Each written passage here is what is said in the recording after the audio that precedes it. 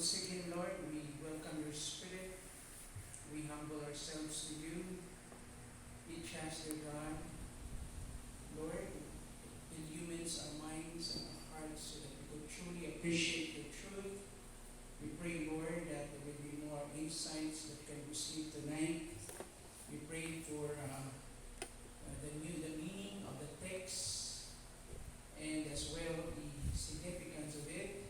Kagaini o kalabas na pagtulunan ng application ni Thank you, Lord, for your faithfulness to continue to shower us your blessings sa among pagsugod, padayon, ubani kami. And thank you that this one, Lord, will truly be a productive time to study with your word. Thank you for the encouragement and comfort and consolation coming from your Spirit. Salamat sa daghang mga pagtulungan sa ngalan ni Kristo Jesus. Amen. So from our meditation, kung ato tanaw natong study, we focus on the rewards, mga tawag natong ganti sa Ginoo.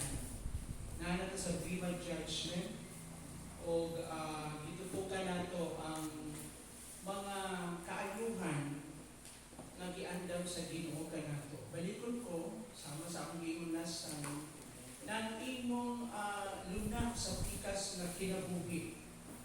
Your placement in the afterlife after the resurrection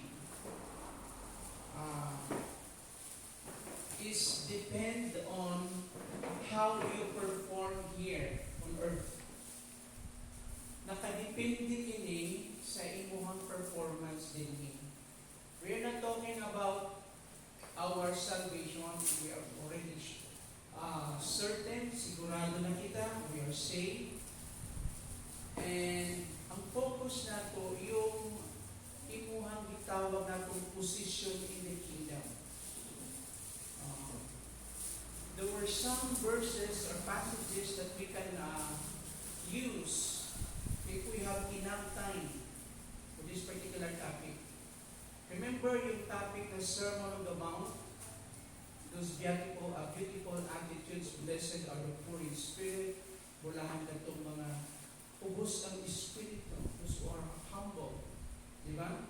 Bulahan ka ito ang mga malumo, those who are gentle. Bulahan ka ito. And there is always a promise entails na ay mga saad na nagpanuyon. Blessed are those who are persecuted. Blessed are those who are pure in heart, for they shall see God. Makita nila ang dakway sa Ginoo. So kato siya na siya ay itawag natong future application din of the people of the kingdom. O atong tanawon ka na siya from the perspective of the coming of Christ. Yung mga language na yun. Yung Sermon of the Mount. Kaya nga, pag nag-pray kayo sa last na portion doon, sabi niya, do not worry about what you eat, what you drink, or about your clothes, about your shelter. Ayaw ka pala, imong kaunon, imong puyanan, imong pagkaon. Don't worry about your economic security or your food security, imong panginabuhi. This is the key, sabi niya. Seek first the kingdom. Your dominant and principal concern should be the kingdom. That is the first thing. Seek first. This must be your passion, your ongoing tawag na itong passion o paningkamot nimo. The kingdom of God and His standard of righteousness. His righteousness, ang iyang pagkamataron. O ang mga preceding verses na going back, no? Dito yung gitawag natin what is pagkamataron o righteousness in the eyes of God. Kung imong gibuhat ang mga butang coming from your heart, not just for a show, kundi not just seeking for the applause, may na itong public applause o mga gitawag natong pagdayeg sa tao.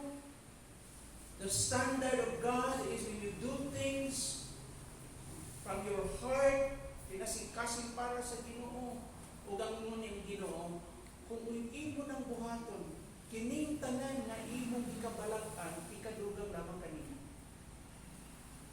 And all these things that you are worrying about, that you are so anxious about, simply will be added unto you. Ikadugang lamang sa Ginoo kanina.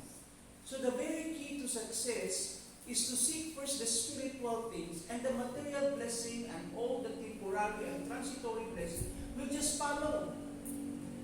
Musunod lang sila tanan. But the key is focus on the spiritual things. Mga butang spiritual. Pero sikreto ng talaga. Isang passage lang yun.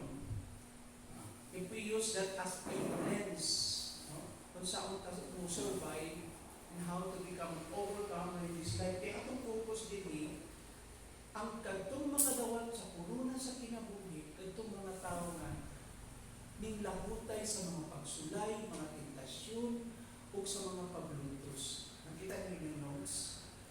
Mao kadto. And gigamit na ito atong text, tanawin yung big screen. Itutukan na ito last time. Tanaw na ito, ibalikan na natin yung notes natin for our focus. Tingnan niyo yung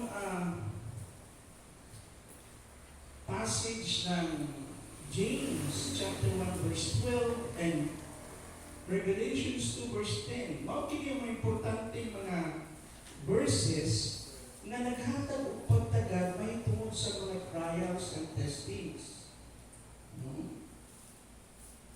Kanya, kung ako basahan sa inyo ka na verse, dako naman nato na last time, ingon diya, isipa nga usa ka dakong kalipay o real joy, my brothers. Consider it pure joy, my brothers, whenever you face trials of many kinds.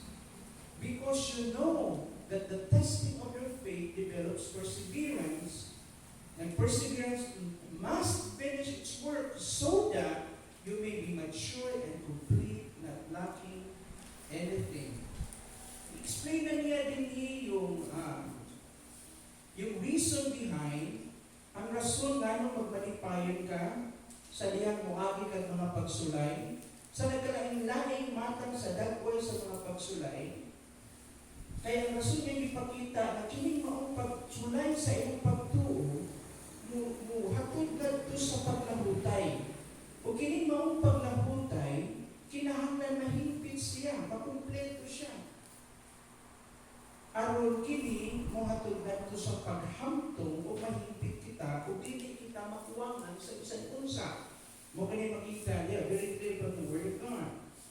O kining verse, kung dyan ka sa verse 12 ani, explain niya dito, nakatungkol ng mga nilahutay, makabaton sila sa kuruna sa kinabuhi. Tingnan ko nga last time, ang definition ng trials din yung original language is perasmus, gigamit siya in general term na pwedeng tanang klaseng dagway ng pagsulay o mga tentasyon. Apil na ang mga paglutos under that category of the word perasmus. Ang bottom line din usa ka pagsulay sa atong pagtuo. Now karon, unsaon man ako madaog ang mga pagsulay? Don't you know nga struggle magsugod sa sulod sa kasing-kasing, dili naman sa gawas. Amen? O sa number one natong kaaway, pagutan mo ito. Who is the number one enemy of ours? iPhone. iPhone. Is our? So it's not the devil. It's not the fallen world. It's not just the structural syndicated evil. Hindi nag-aaway natin. Ang katilingban na wala ito sa Diyos, ang number one nating struggle every single day that we have that inner conflict and tug of war, kanunay tanang igubat, ang atong kaugalingon. So kung gusto nato i-push ang ato, sometimes kita, dili kalikay magiging stalwart kita, and we're trying to push our own agenda, our own ways. Mauna nga ginuusahay, notice, tudluan ta sa atong yagian. Ito magsugod yung trials na to. How do you know na testing na sa inyo ha? Ha? O in general, may munta na kinigagian na to, testing ni. Punta na na to, testing siya imong giagian karon. Kung saan nimo ma-determine na kini imong giagian na ay gistoryang Ginoo sa imo kung kinahanglan nimo ma-overcome madao kini. Can you find an example from the Old Testament that God directly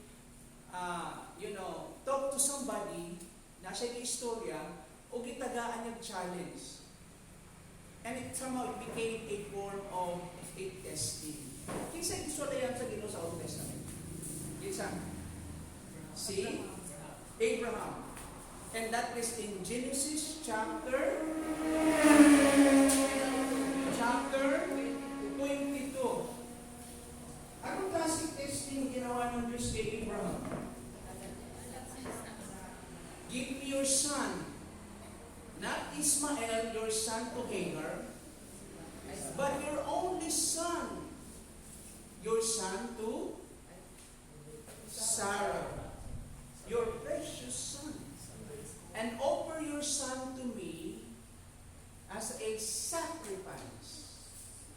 I try to imagine, si Abraham, it blows his mind. Ano ba ang pagan practice doon? Remember, si Abraham came from an idolatrous people. No? Yun ang practice nila. Bago siya doon sa Ginoo, pag-alupod siya. Yung human sacrifice is a pagan practice. Ihalad din mo imong anak. Practice ng pagano yan. Kaya lang si Abraham, kailan ko sa iyang Ginoo, Ginoo ang Ginoo gidirekta sa istorya. And to make that long story short, he was able to pass the test. Kasi hindi buhat. Ang naintindihan na ni Abraham, kinahanglan niya sundo ng Ginoo. Pero gusto niya struggle siya as a father, hindi siya kanang-ihatag yung anak, but he was really believed that one day his son will be resurrected from the dead. Kaya ang naintindihan niya, unsaon man mo daghan iyang anak, mag-multiply, kung yung iyang only precious son, i-offer niya sa Ginoo. Amen? So he trusted in the wisdom of God, and what he believed that one day, after this offering sacrifice, ang Ginoo muuy mo, banaw kaniya. That was from the mind of Abraham. Mauna sa iyang una-una. However, ang Ginoo, i-test lang siya. Kung hindi man nagiging what? Sino bang saan ba ang loyalty ni Abraham? Asa bang iyahang kasing-kasing? Sa Ginoo ba?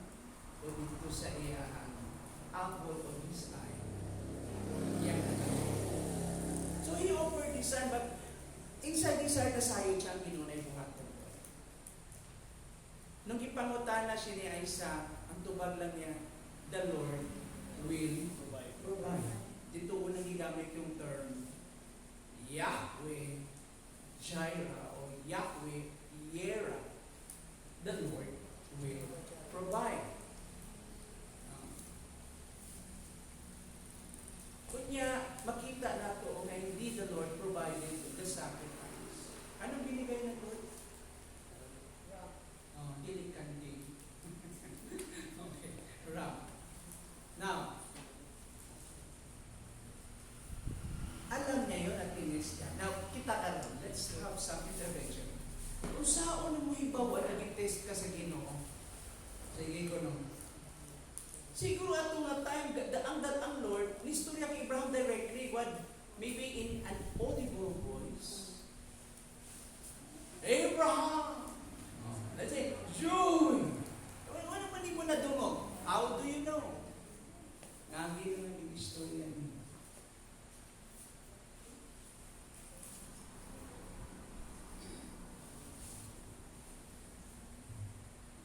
Ano sa advantage naman ng mga Christians sa New Testament compared sa mga righteous people sa Old Testament?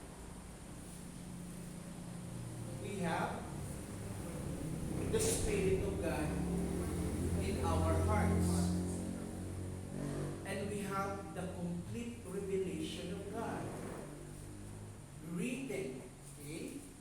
The written record of God's revelation. God's revelation. The Bible. Na ano sa ato.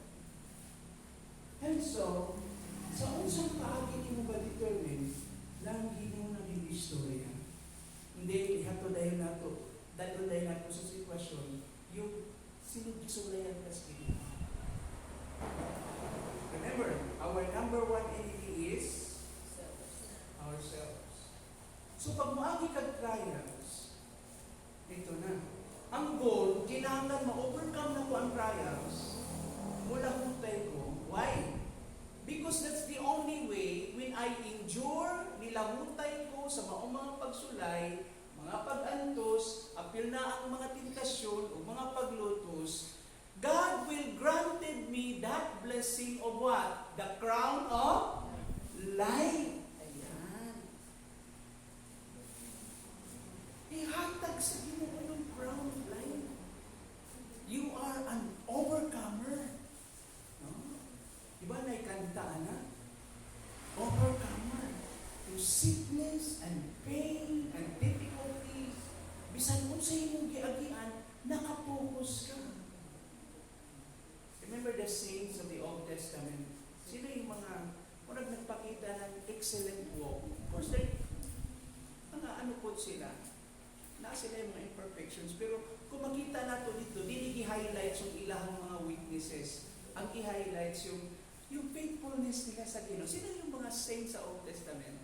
O mga godly characters sa Old Testament? Kahit naka-highlights yung life nila. That really serve as a model or example para sa atin. We have Joseph. Wow. You know, he was able to overcome that testing, that humbling experience. No? Anong dinaanan ni Joseph? How many years nagulang si Joseph bago siya i-elevate sa Ginoo? How many years? Nalimutan niyo yung survey. Si Moses, nung itis siya, gipunta siya sa Ginoo sa wilderness. Nag-atiman na lang siya ng mga karino. How many years ang waiting niya before the Lord exalt him? 40 years. How about David? Ilang taon si David nagulat? Bago siya i-elevate ng Ginoo as king. Yung mga testing niya sa wilderness, no? Sabi niya kay Saul, I wrestled with the lions and the bear, and I fought with them, I overcame them. Nadaog po sila. Oh, King Saul, I'm also going to fight that uncircumcised giant of Goliath. No? Kayang-kaya ko yan. Isang bato lang yan. Di ba? Yung yabang niya, hindi nang gagaling sa sarili niya. Yung confidence niya, yung faith niya is coming from the wealth of experience that he had gone through dito sa wilderness, sa diyang atiman sa Kalnero. He had gone through many testing and challenges. Kung na-develop yung faith niya sa Ginoo, ang tunahin mo siyang what? Very strong niya sa Ginoo. I'm trying to imagine during that time when di-challenge sila ni Goliath, day and night for 40 days. Naluya sila tanan, nahadlok sila. Pati na si King Saul. No one was able to stand against the Goliath. But only this one. This little boy, the youngest son of Jesse, a shepherd boy, who stood with his giant. Hindi ordinary yung giant na yun. Yung giant, he was already a champion since from his youth. Sabi nga ni Goliath, ano ako? Hero? Nadadaan ko ni Mubunan? Ikaw, meron ka pang sa labi. You lack the experience. You're not even a warrior. Do you have the guts to fight me? I came before you, sir. Goliath. Not in my name, not in my strength, but in the strength of the living God. Inundihan. That you despise.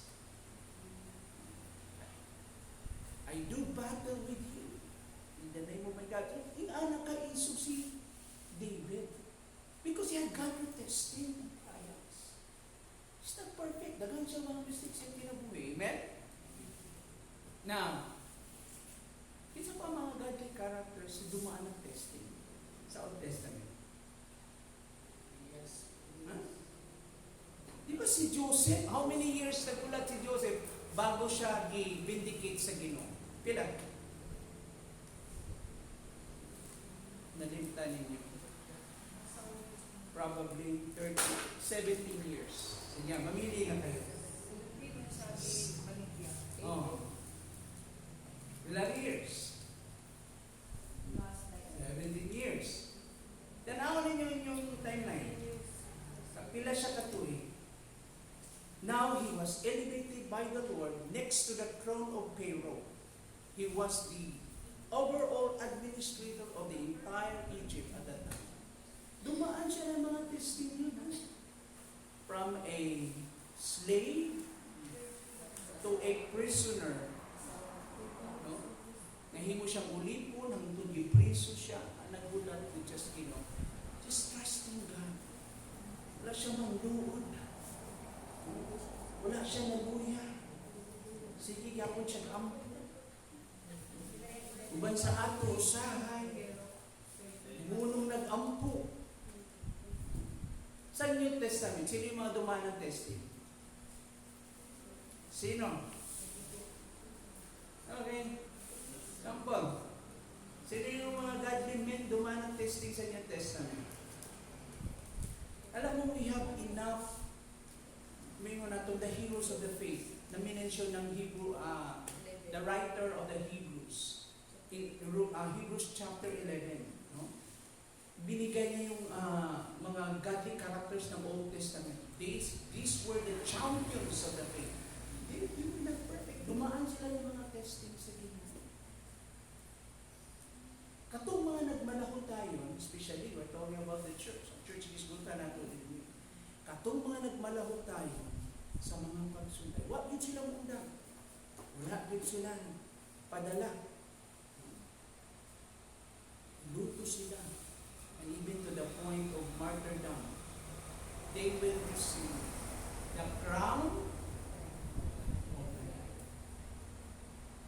Okay? Anong number one problem natin na kailangan natin i-overcome? Ang atong self.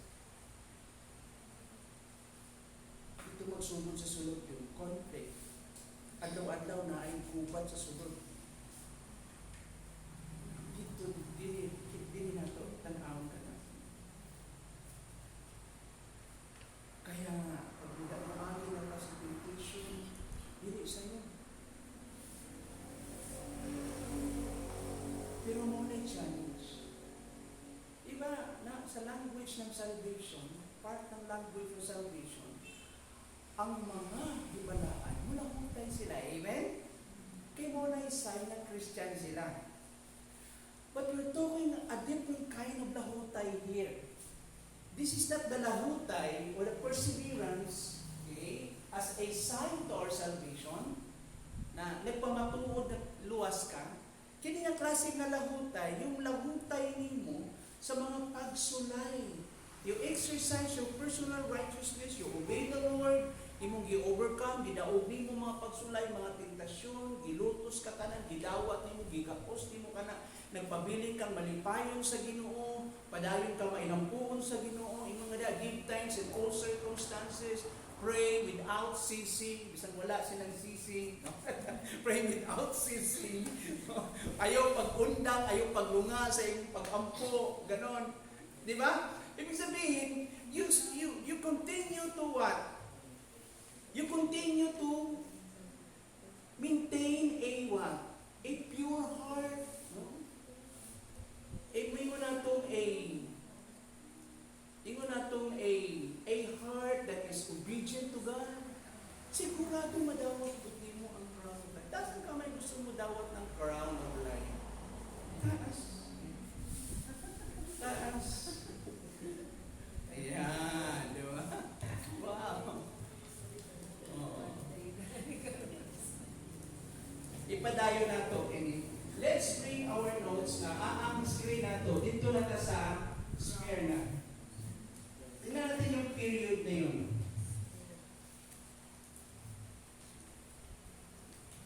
Sa church period, sa Revelation chapter 2 verse 10,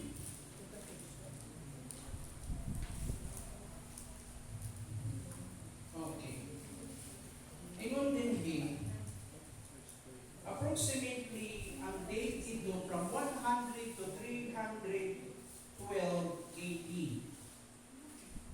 These were 10 great persecutions from Nero in 64 AD to Emperor Diocletian in 310 AD.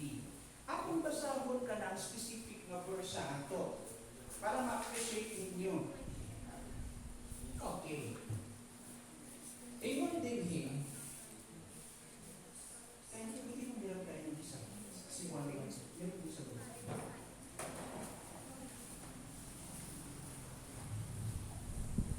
Ingon din sa Revelations chapter 2 to the church of Smyrna,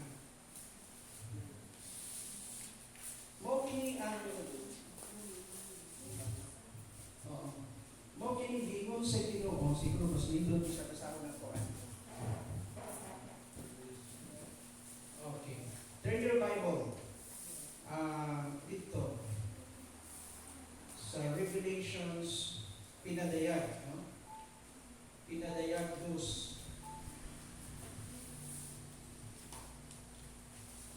Sandali lang po. Okay. Verse 10. Ingon din yung mga igsoon. Ayaw kahadlok ni adtong mga butang na imong pagaantuson. Tanawa ang yawa mubalhog sa pipila kaninyo ngadto sa bilangguan. Aron kamo masulayan. O kamo adunay kasakitan sa napulo ka adlaw. Matinud-anon ka hangtod sa kamatayon. Ug ako muhatag kanimo sa usa ka korona sa kinabuhi. Na may pulong ibutang dinhi, nasulayan kamo sa napulo ka adlaw. According to the scholars, dili kini nimo i-take as literal dates na napulo ka adlaw. Kini nga sulay nga napulo ka adlaw, it doesn't make sense. Ang language din niya, according to many scholars, they agree na kini siya dili napulo ka adlaw kung dili napulo ka yugto ba. 10 periods, okay? O ang hisgutan dinhi, aduna ni siya koneksyon sa mga naghari atong panahon na yung mga emperor, yung mga Roman emperors at the time. So beginning from Nero, aduna na concerted effort to persecute the Christians atong nga time. Remember si Nero around 64 AD to 68. Kasi pagdating mo ng 70 AD, wala na ang Christianity sa loob ng Jerusalem. Ipalayas na rin ang mga Hudyo after the fall of Jerusalem. So from this period, makita na to, gikan kay Nero, nidaga ng istorya, o nasusunod pa kaya nagkaroon ng Jewish revolt. Nasa siya sa history. So nasuko yung mga Romans under the leadership of General Titus. They ransacked the entire city of Jerusalem. They burned they smashed down the entire city. Giguba nila. Kaya naamay mga riots po dito, ang mga tao po nag-rebuilding. So nasuko sila. So dahil itabo ni ini, ipalayas yung mga Hudyo, yung mga Christians din wala. wala ning backup ang mga Christians sa nga time. And so during sa time ni John, when the Revelation was written, at nga time, ang ga-exist yung mga 7 churches outside Palestine or outside Jerusalem na anak ini sa gawas na, no? In Asia Minor. Saan ang Asia Minor karon? The modern Turkey. O ingon siya muagi mo na puno ka adlaw nga pagsulay. And this is the 10 period kung ingon nato napulo kini kayugto, no? Atong balikan ang atong notes diha. So this would mean about the role or the rule of 10 emperors beginning from Nero in AD 64 to Diocletian. So, kung mo-jump pa ta mga igsoon, okay, diha makita nato ang mga emperors na akong isulat during the time of the persecutions. Now, sa inyong notes, isulat na nako ang James 1:12 to prove na kini maong crown of life ay ihatag kini niya at mga nagmadaugod nila hutay sa mga pagsulay. Okay. And then we have supporting verse to encourage us in Romans 8:28, 1 Thessalonians 5 verse 18, yung mga language na to continue to be what? To be more positive or optimistic sa mga giagian nato. Yung nga diha, nasayod kita nga sa tanang butang ang Diyos na buhat niya itong mga naibugma kaniya. Itong mga tinawag sumala sa ikatuyuan. So we have that common knowledge that God will always do for the best. He will always work for the best for His children, for the believers, for Christians. Because they are called according to His purpose. Itawag sila sumala sa ikatuyuan. And in 1 Thessalonians 5:18, we give thanks in all circumstances. Why? For this is the very will of God. When we maintain the heart that is always thankful and grateful to God despite of what happened in all kinds of situations that we are facing or undergoing. Sa tanang klase mga pagsulay nga atong giagian, gusto ng Diyos ang atong kasing-kasing magpabiling nagsalig kaniya o kita mapasaramaton bilang tungod usay ang realidad nato dili maayo. That's the point. In Colossians 3:23, whatever you do, work heartily, work, ingon diha, and do your best as if you are working for the Lord. Ngayon mo kinigibuhat sa Ginoo dili para sa tao. In Matthew 10:28-29, ingon nga diha, kung ang Ginoo makita nato yung illustration dinhi na adunay duha ka langgam. These little 2 sparrows sold for a penny. Ingon nga diha, are not the 2 sparrows sold for a penny, yet not one of them will fall to the ground apart from the will of your Father, without God's permission. Walay mamatay na ining mga langgam, these tiny, insignificant creatures. Nagiatiman sa Ginoo. Ang budlay pasabot na, mga igsuon nga kita, is more than these creatures. We are more valuable than these creatures. And of course, ang puputi pasabot, that is implied na kita giatiman sa Ginoo. God would carefully, God would care deeply about us, even the slightest details of our worries, bisan sa kinagamyan natin, gikahadlugan, gikabalakan. Ang Ginoo naguna-una niya na. He cares for that. As seen in His intimate understanding and compassion, or even the tiniest creatures kung mga mananap yung giatiman na baw pa ka. Yun ang idea niya mga igsoon. So sabi ni Paul sa Philippians 4:13, mahimo na po ang tanang butang. The source of my strength, okay, coming from Christ. I can do all things through Christ who strengthens me. Kasi nagpalig-on kay Pablo. Asa gikabo ni Pablo niya puso? Asa gagikan ang iyang motivation or padayon? Is no other than from Christ, ikan kay Kristo. So be faithful to the end. Magpatinud-anon ka. Let's go back again in Revelation chapter 2, verse 10. Ingon diya sa verse 10. Do not be afraid of what you are about to suffer. Ay, kahadlok sa imuhang giagian, no? Sa imuhang pag-aantuson, no? Ang yawa, ang uban sa inyo iyahang ibalo You shall have tribulation in 10 days.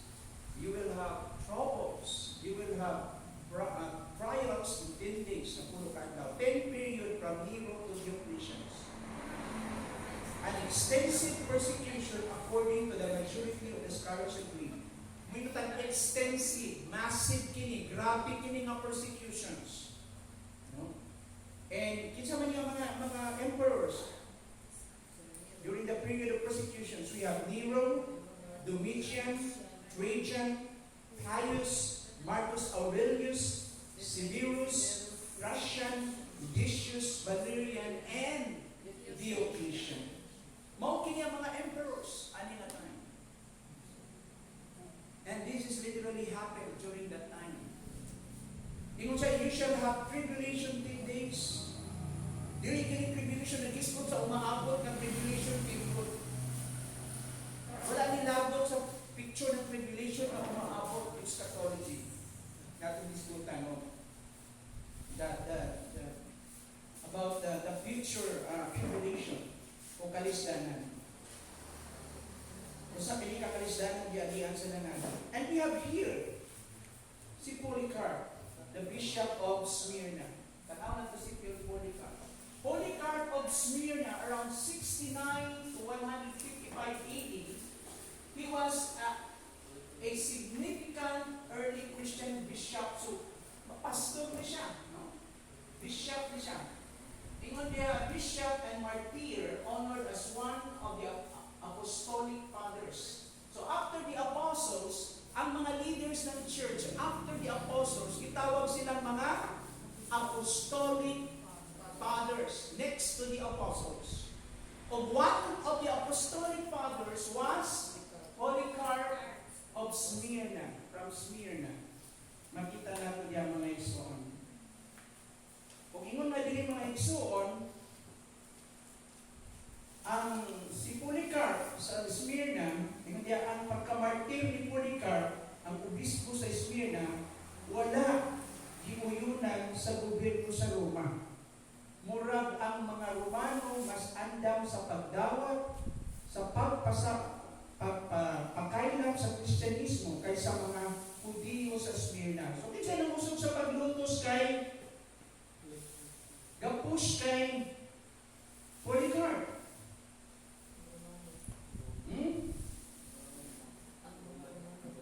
Ang ka-execute ang mga Romans, pero kinsay pangusog. Ani nga tayo. Don't you know, nga makita nato dinhi kung atong tan-awon aning panahon nagsugod ang persecution sa mga Christian. Saan nagsugod? Of course, sa mga Roman emperors. Pero ito sa population. Sino yung mga sa population, sa mga tao? Kinsa yung mga galutos? Unbelievers, mga Gentiles. Kinsa nag-crucify ni Christ? Kinsa galutos kay Paul? So makita na ito usahay na adito ang problema. So they are said to have brought wood. Ang istorya din, ang testimony din na they are said to have brought wood for the fire in which Polycarp was burned even on Saturday, their holy day. Kasi nag-iskutan din ng mga tao na sila nagdala mga kahoy para sunugod si Polycarp doon. Bisan sa adlaw ng ipapahulay, nang itawag nilang holy day. Kinsa pa yung mga klase sa mga tao na magpahulay sa adlaw ng Sabado? Okay. So, giingon na nagdala sila og kahoy para sa kalayo diin isunog si Polycarp bisan pa sa Sabado. Sa adlaw Sabado, ilang balang adlaw, dito ang iyang lubnganan makita ihapon sa usa ka cemetery. According to John, Jesus was praying, ingon diha, to the Father to keep His disciples safe from persecutions, so that they would stay together and advance in their faith in His name, avoiding discouragement, fear, doubt, and infidelity, or disloyalty and hypocrisy. Sa John 17, ito tinatawag the Lord's Prayer. He prayed for His disciples. that God might somehow protect them. Naampingan sila sa amahan. Ingon sa amahan, ampingan mo sila, katong imong itugyan ka na po. Wala akong nagampo sa proteksyon sa kalibutan, kundi sa mga sulubuon mo sa mga disipulo na imong ihatag ka na po.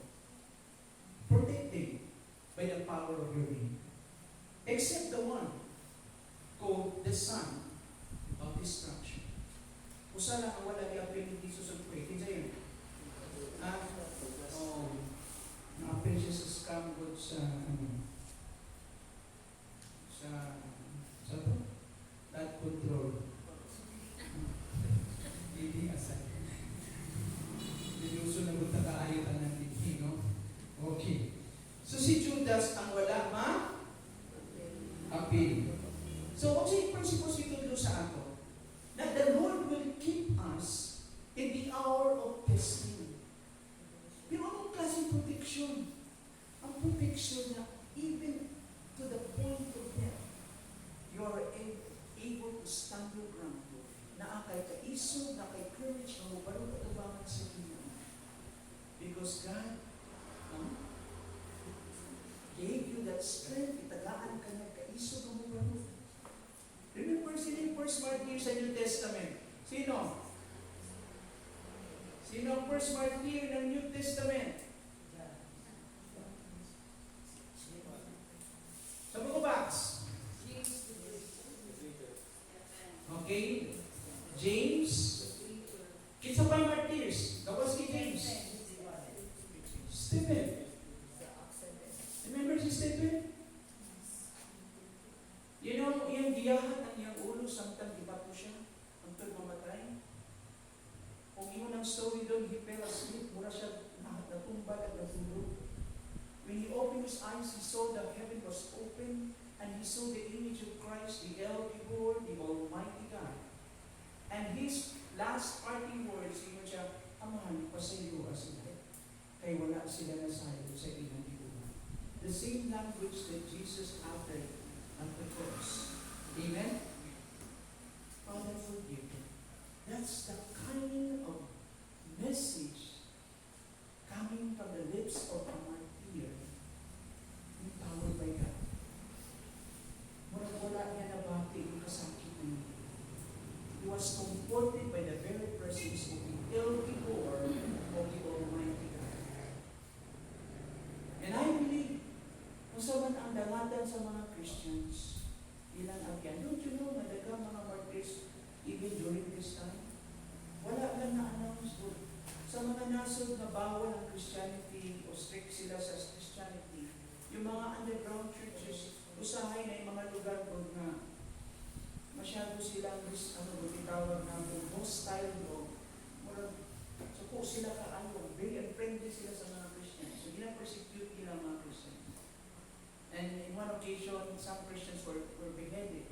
There was that story, I think, sa Iran ba ito, o sa mga ibang lugar sa Middle East. But don't you know, there was so many Christians sa mga inanan, mga critical na mga lugar, na mayroon natin, critical sila in a sense na hindi welcome sa ilang Christianity. Ang nadungog lang nato, katong namatay yung hiposil na si Charlie Kirk. There are so many martyrs na namatay po para sa inyo. Dili ba nato nadungog ang story nila? Wala'y writer na nagsulat ng libro ng mga story nila. But in heaven, their story are recorded. And one day, you will be amazed in the presence of the Son of God at the day of judgment. Their name will be announced. These are also the champions and heroes of the faith. Don't you know, nakita sa tagbuhi, pakita ang tawag sa ating mga martyrs na. Amen? You shall be my witnesses. Go and be my witnesses, beginning in Jerusalem, Judea, Samaria, and even to the farthest part, uttermost part of the world.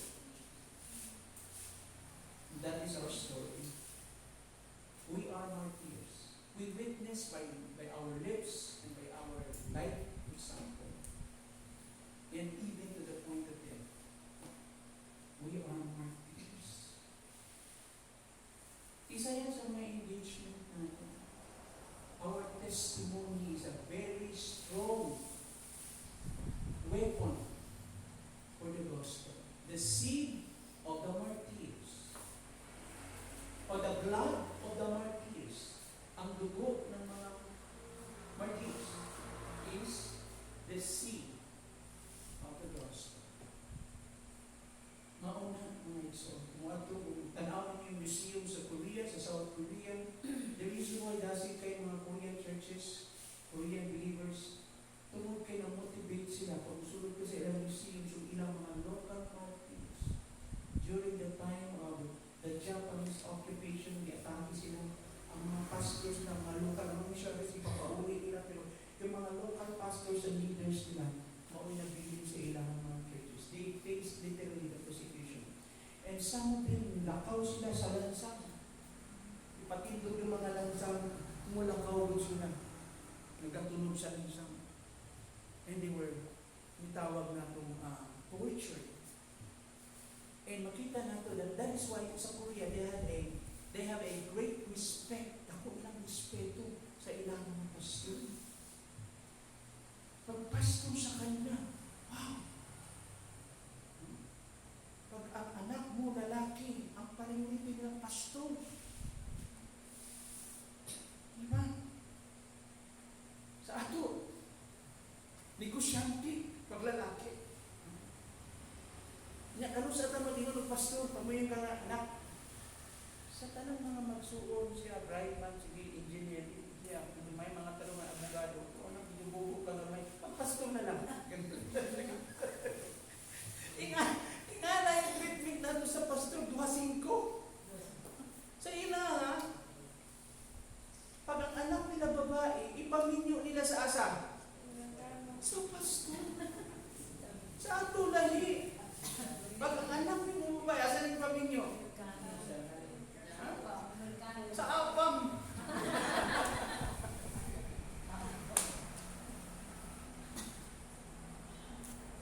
Alam mo na ikson? Yan ang kulang natin sa Pilipinas eh.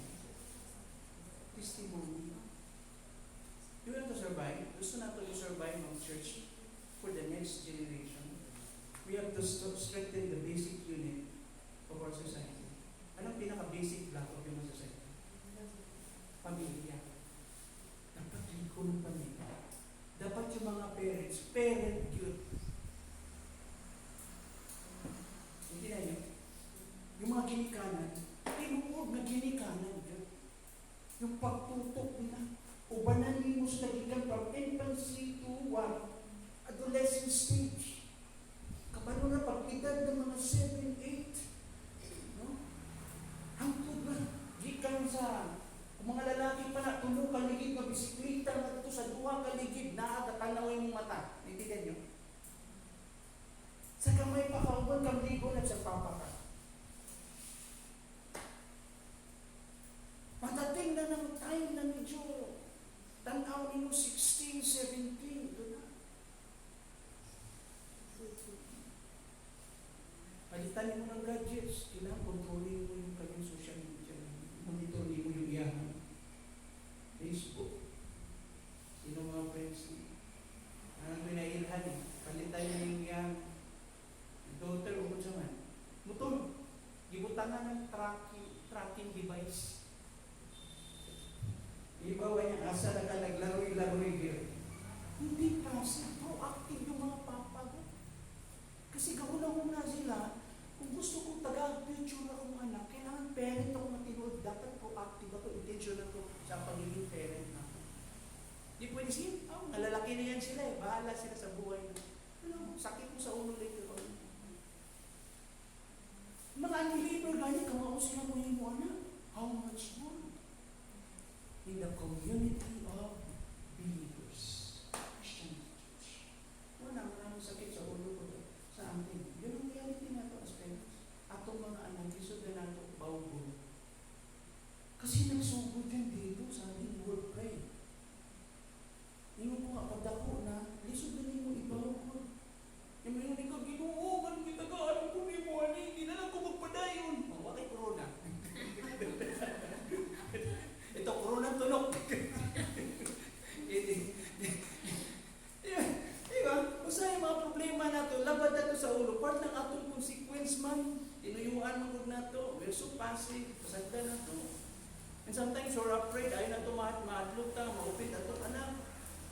handukon ba ta sa atong anak kasi maghikog? Di ba? Oh. Alabi na nga natay tendency po na sa kay kasulti sa akong mga silingan, sa akong mga paghinot. Yan ay mga people please, sacrifice mo yung pagiging parents. Tungod lang sa inyong mga relatives kung sa isulti nila. Wala naman, ulungan ba kanila pag naglabad na yung ulo, anak? Napos sila sa aktong tampak, kung bulokso na sa impirno yung anak. Wala akong hingan ng iso. So ito reality ito sa trials na ito. Kitang tanang naagit at bagyo sa kinabuhi. Agit at libo.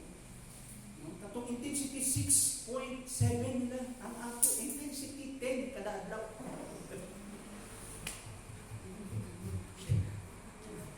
Nababay ka ginawa na ito. No? Ang balita natin, linog sa social media, gustuhin mo sa imong linog. Di ba? Tell me what kind of earthshake or what kind of earthquake ang giagianin mo, what kind of bagyo o imong giagianin. Kitang tanan na yun. Let's go to Polycarp. Mga iso. Muna si Polycarp. Nag-pray sa Ginoo. During the martyrdom, Apostle John exhorted the people of Smyrna to uphold their convictions even if it meant shedding blood. Wow. From the lips of the apostle. Now, of course, gamit ko just Ginoo. Kinisulti mo. This is the message of the Lord to His servant. In Revelation 1:9, I, John, your brother and companion in suffering. Didn't even I, John, your brother, I'm living in a 5-star hotel and sorry for your suffering. Hindi, yan ingon. Ako si Juan, yung igsuon, kauban ninyong galisod. Amen? Now, mas effective yun. Kaysa, ang kabuhay, suon, mag-antos, dito. Kaysa din ang galisod. Pagana yung sa imong kamot, puro, kung sinisip mo ba? Inong rilyo, 500,000. Pag-antos lang po kita, mga igsuon. Ang dami namin yun. Kami naman tingahin may gaano. Huwag kay labot. Diba? Pagsulti ni John, nasa prisuhan siya asa sa Gibutang. Kung sa Pilipinas pa na, yung Patmos, naasa Palawan, yung Iwahi, the penal colony. Gibutang siya sa isang isla, yung naprisuhan. Yun ang Patmos. And sabi niya, I, John, your brother. I, John, the great apostle. Hindi, your brother. Ito yung John na. The pastor ng second generation, the last living apostle. Sabi niya, I, John, your brother and companion in suffering. Wow. O dili lang sa suffering. And kingdom. No? And patience, endurance. Kaubali. That are ours in Jesus. Ano ni John na kauban na sinabuhi, yung suffering, of course, in the kingdom, kauban kita, sa pag-antos, paglahutay, diha, nagka Jesus. Ingon siya, was on the island of Patmos. Sa usang rason ko na preso, yung explain, because of the word of God and the testimony of Jesus. Kung hindi ito preso ko, dili tungod kay nangayo ko 45%. Na akong mga autobus na dahil hindi. Na-preso ko, hindi kay nangayo ko. Alam mo itong isema na ito. Delikado yun. Nangayo kang komisyon. Okay, mga Christians. Bawal sa ato. Mga Christians doon. Kung bawal kami na no na sa kalibutan doon, labi na sa mga Christians. Labi na sa mga pastor. Kung may pastor ka, magalitaan ka na na-appeal ka. Diba? Yan, ikaw ba'y sugugod? Ang Diyos ang kinakalaban niyo. Alam mo, kung hilog ng kamay, yung testimony, batuhin ka man, because you know the truth. Hilog na kaya. Why? Because you know the Lord. Your action will speak volumes. That is your testimony. And si John, si sulti ni John, ito kung na ang may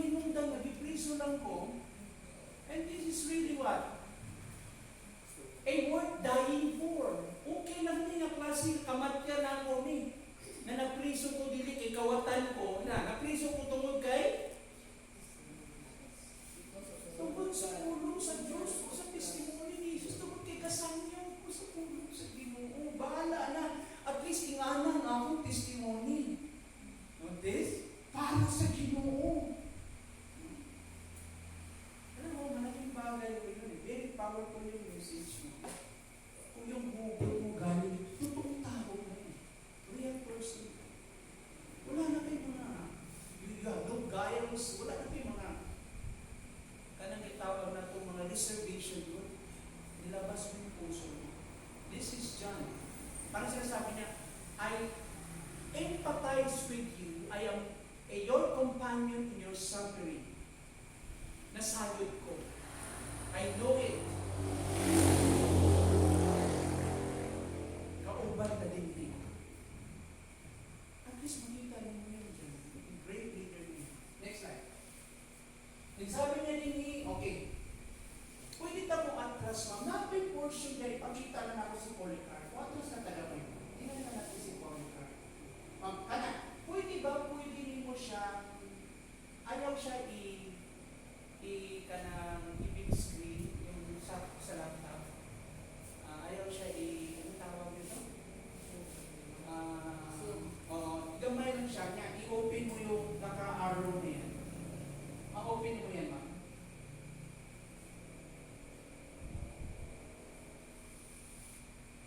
Sige ko na, sulayin ko na.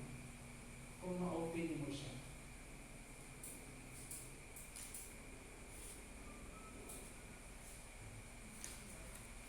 Makaya. Ayaw lang siya i-slide. Ayaw siya i-slide, niya i-open siya. Ayaw siya slideshow.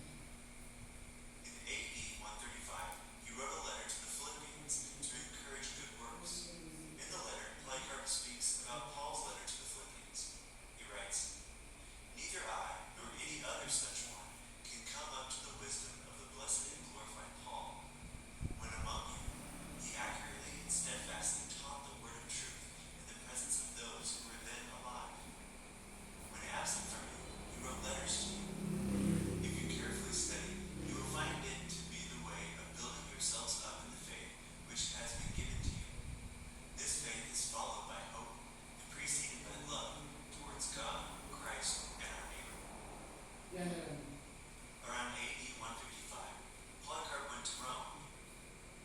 Okay. Long story, dadaanan man na ninyo. We have enough for that. Dadaanan man na yung story ni Polycarp. Okay. Yes. Okay na naman, pakibalik ko lang siya. Okay, let's proceed dun sa next na slide. Sa sunod na, okay. Dito ko na i-highlight yun kasi that will consume time sa atin. Okay. Now let's proceed. Tingnan na natin yung John, Revelations chapter 1 verse 9 ng talibang. Allow me to read Matthew 5 verse 10. Yun din. So makita natin si Polycarp is of course next to John. O makita natin ang influence ni Polycarp sa Church of Smyrna. He was the pastor of the Church of Smyrna. Okay. Then si John mismo, when he addressed those churches in Smyrna, the 7 churches that would cover as well yung Church of Smyrna, muna pag-address ni John na siya po gaali sa mga usapin.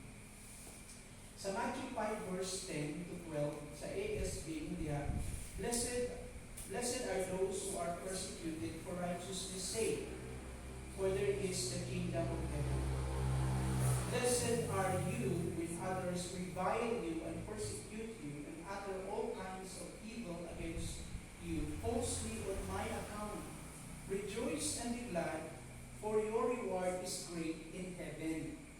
For so they persecuted the prophets who were before you. So mo ka na makita nato sa Cebuano na ay translation ng Medina, no? Nga bulahan ka to, kita to, no? Nga kung sa diyan kita lutuson, no? Ingon diha kay maatuwa ang ginharian sa langit. Dili lamang ka na mga igsuon na ay gitawag atong reward o ganti nga atong madawat, no? Gikan sa langit. So kinitanan kung i-connect nato kini, because we're talking about the crown of life very specific, mao kini na klase nga reward ang ihatag sa mga naglahutay ni anto sa maong kalisod. Pero mga igsuon, ingon ko nga, nagsugod ang atong journey sa dihang kita na Kristohan. So since the time, from the time of our conversion until today, until the time the Lord will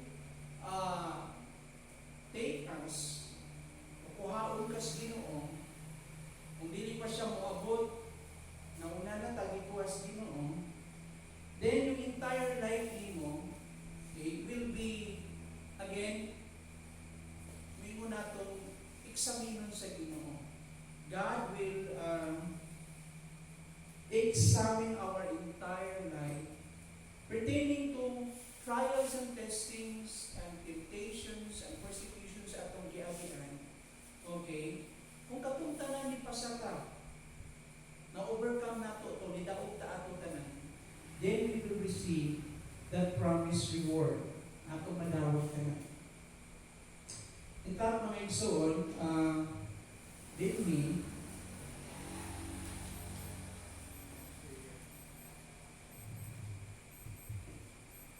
sa atong mga gitanaw, mga igsoon,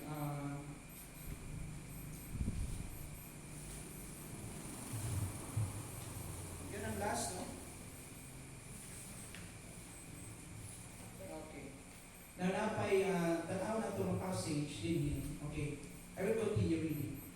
During that period, sa maong panahon, nata sa page 6, sa maong panahon, ang pagpanuko adunay dakong benepisyo sa paglimpyo sa simbahan, paghiusa sa tanan nga mga magtutuo sa usa ka hinungdan, ang pagpreserba sa ebanghelyo sa Ginoong Kristo. So during that period, the persecution had a great benefit of purifying the church. So ang panalangin o benepisyo sa maong paglutos, ang simbahan gilimpyuhan, gipurify sa Ginoo, and uniting all believers in a single cause, preservation of the gospel of the Lord Jesus Christ. Kasi punto din yung mga iso. Alam mo, ang pinaka-dangerous time sa church, when the church is becoming more comfortable and no persecution anymore. Pag wala'y paglutos ang simbahan, mga igsuon, wala'y makahadlok. Kaya ang tabang ng paglutos, kung din galusot ang simbahan, munudod siya sa Ginoo. Kunya na purify ang atong nalimpyo ang atong mga lakaw. Naputli kita sa atong mga lakaw. And we are becoming united. Maka na mga igsoon. O maka na, mag-basic yung type of persecutions. Next slide.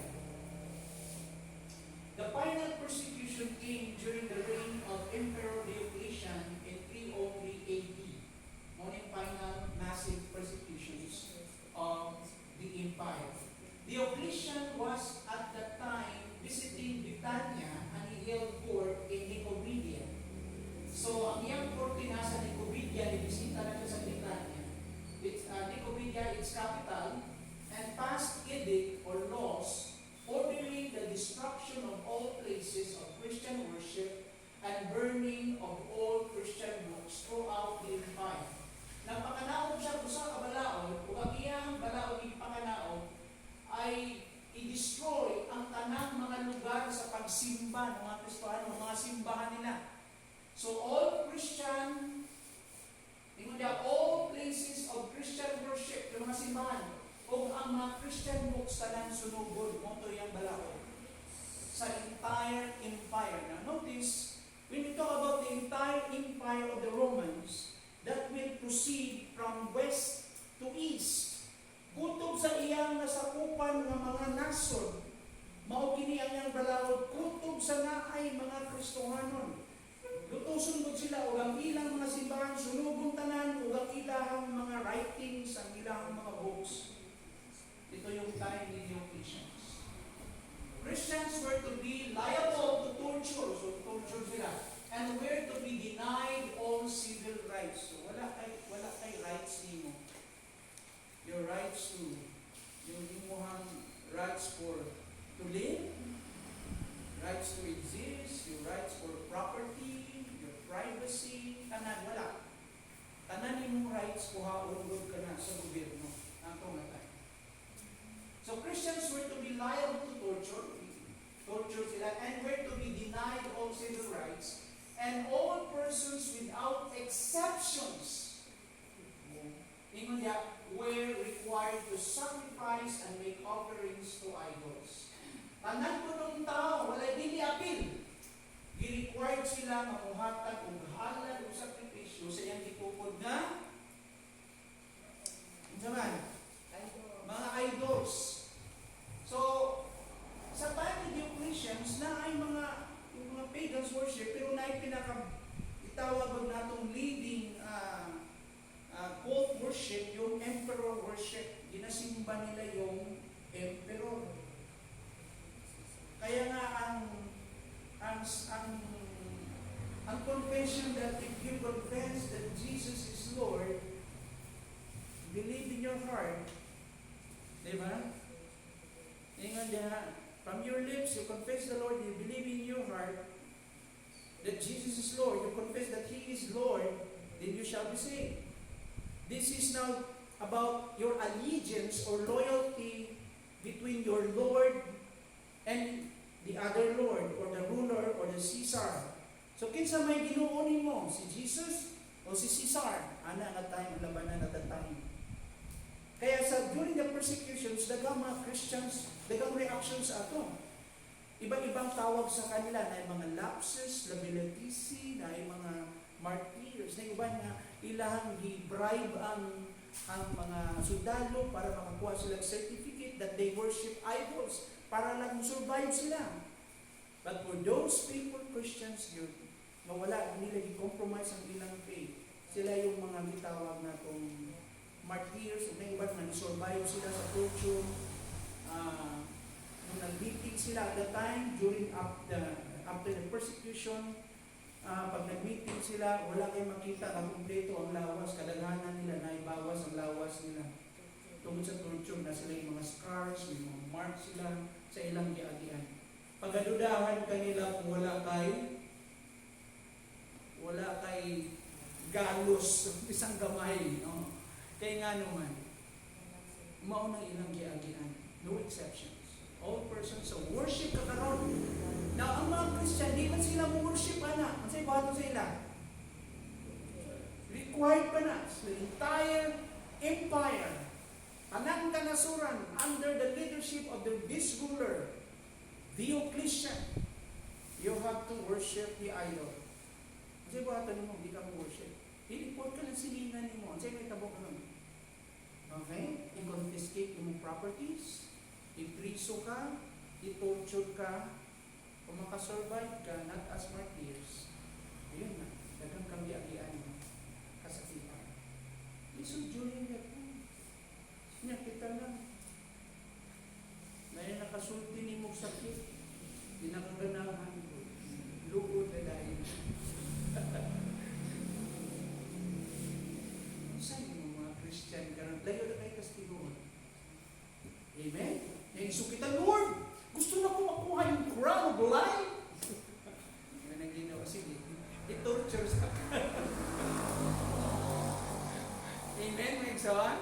Of course, dili man nga na Ginoo, no? Ang point lang nato din, ang encouragement lang sa Ginoo, be faithful until the end. Kasi muhatag nato strength. Puso.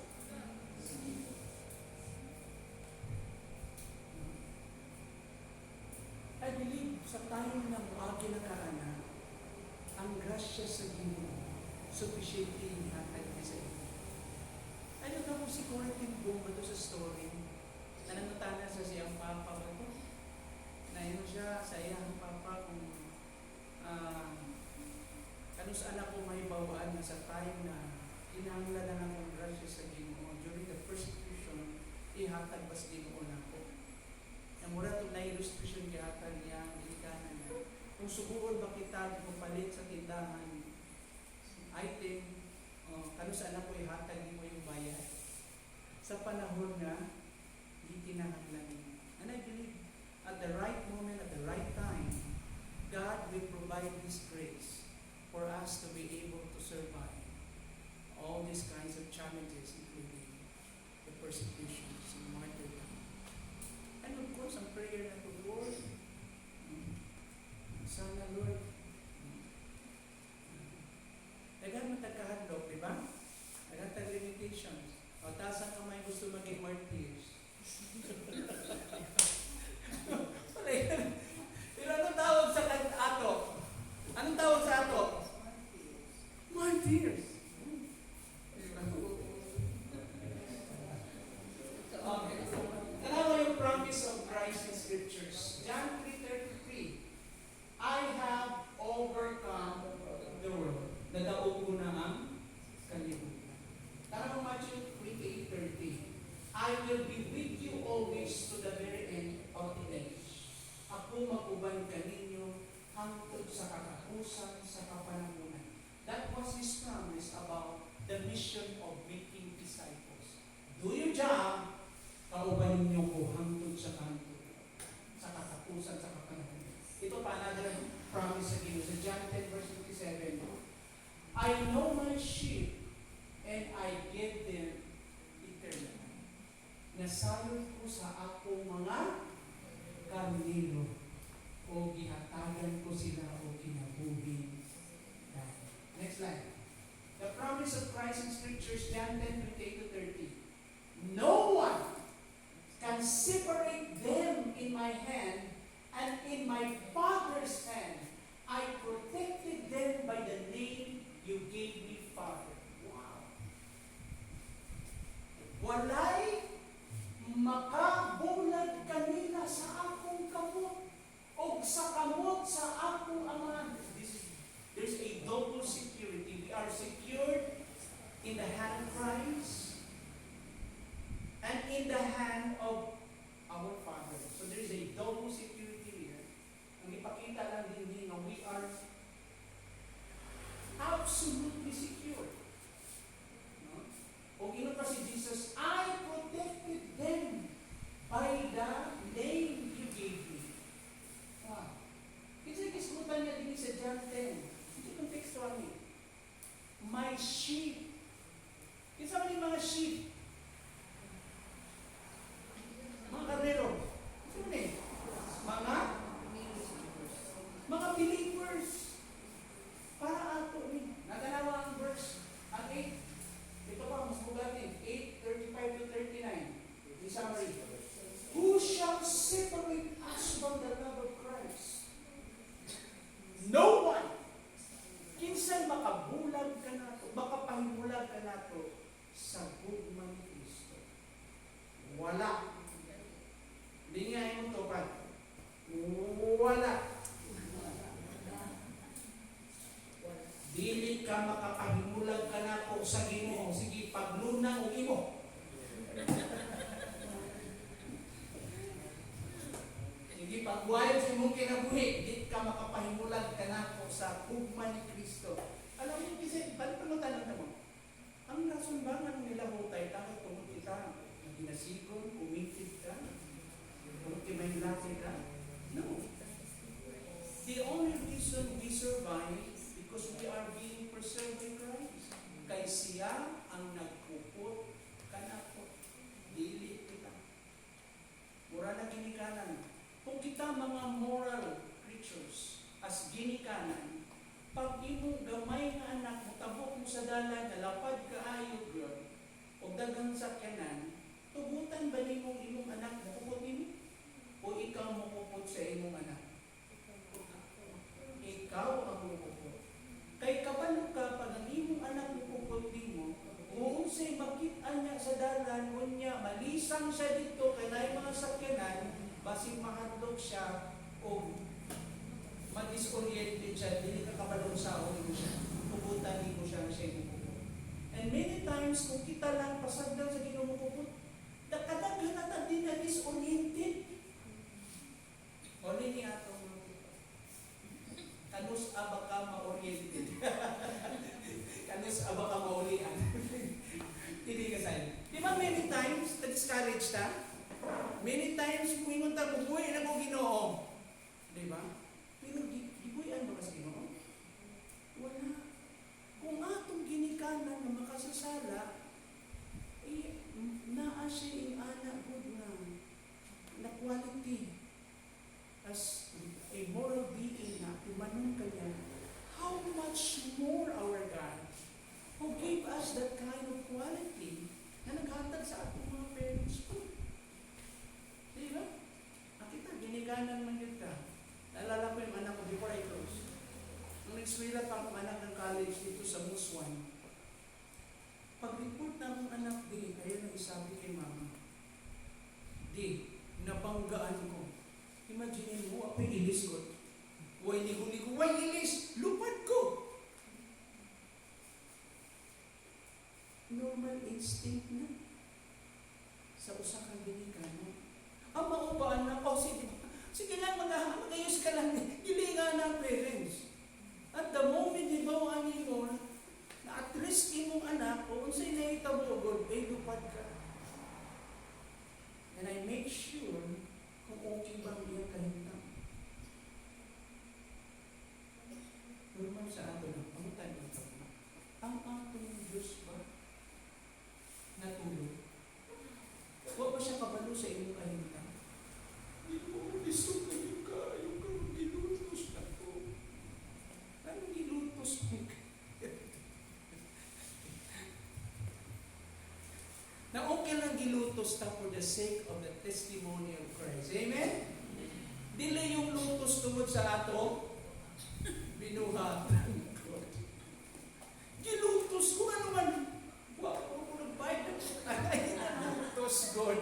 Naningilang God na. Gilutos ko na naman.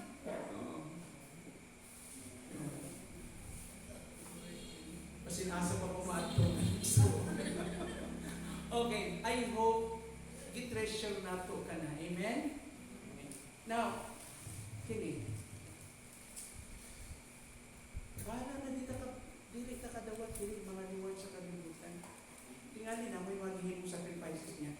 Dili na ito sa inyo yung appreciation o yung might be wala mo natawag, wala mo na recognize. Kunya usay mo yung ka unfair kaayo ba? Pero ang Ginoo dili unfair. Dili ka na recognize dito sa yuta.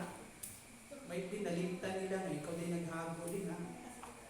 Wala sila kabalo, nadaghan ay kasikreto ipanghimo. Nadaghan kang na-contribute, naghimo para sa buhaton sa Ginoo niya. Hilom lang ka. One day God will return that favor. Ngayon ang ginagandaan to the people sa this is the crown of life. Since you overcome the trials and testing, even temptations, even the persecutions, will die. This is your reward. Yeah, that's it. And I believe dito lang yung literal disputan niya.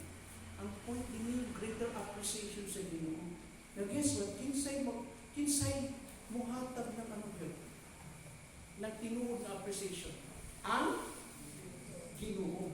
And with the entire host of heaven, tanang mga tuwa dito, mga nabuhi ikot. Now the angels will see as a living testimony nga gi-unveil sa Ginoo, giablihan sa Ginoo ang imong gibuhat. Way nakailan nimo, walay naka-recognize nimo. But you're just doing it faithfully. A humble service for the Lord. Nang isang menial task became an ox extraordinary sa para sa iya. Kay gibuhat nimo kanang para sa inyo. Kanang panilhig lang Ingon ta. Sabi nga nahang manilhig, gusto ta katunggaan dito sa atubangan, di ba?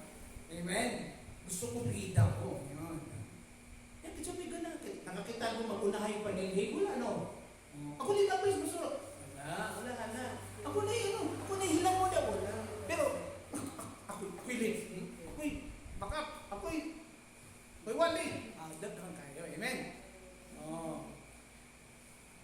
sa langit, ulat-ulat ka dito.